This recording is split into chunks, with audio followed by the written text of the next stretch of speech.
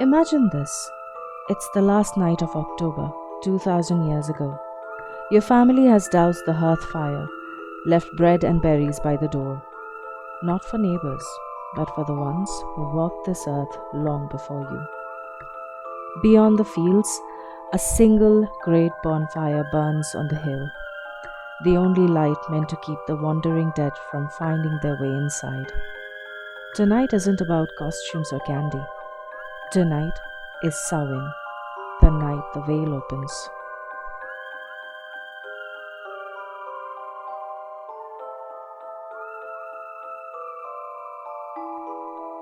2000 years ago, the Celtic peoples marked the year's end on the last day of October. Samhain, a festival of harvest's close and winter's shadow. They believed that on this night, the barrier between worlds grew thin, and the wandering dead could step through. Hearth fires were snuffed out, then rekindled from the sacred hilltop blaze, a spark set to keep the cold and the cursed at bay.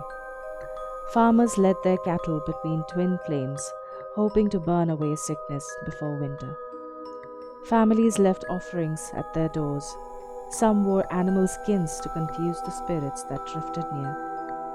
In the fields beyond the firelight, they feared the East She, shadowed fae that could lure wanderers into the mists, never to return. Centuries later, the Roman Empire's reach carried new customs to Celtic lands. Festivals for the departed, like Feralia, when black beans were cast over the shoulder to appease restless spirits, and for the orchard goddess Pomona, whose symbol, the apple, still floats in Halloween's games.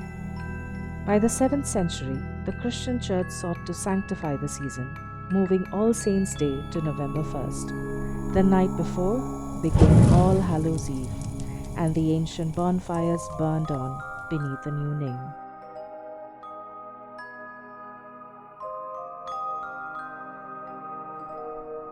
In the Middle Ages, Europe's Halloween night grew into a mix of faith and folklore. Children and the poor went souling, carrying candles in hollowed skulls and trading prayers for the dead for sweet bread called soul cakes. To confuse or ward off ghosts, villagers disguised themselves in masks and cloaks. In Ireland, the tale of Stingy Jack, doomed to wander with only a hollowed out turnip lantern, birthed the first jack-o'-lantern. Many whispered that witches gathered on this night before winter's frost.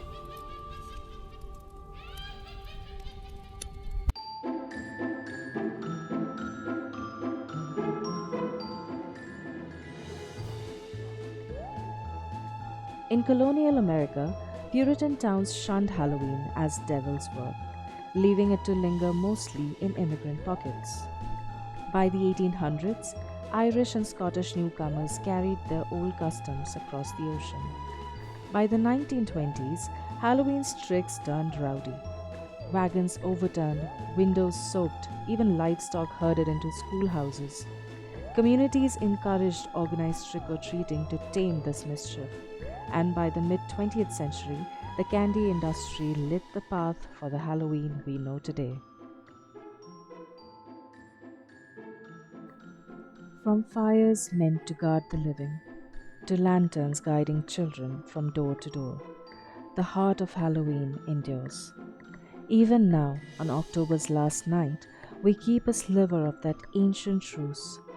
Light against darkness, feast for the unseen. Halloween remains a night where history still walks beside us in shadow.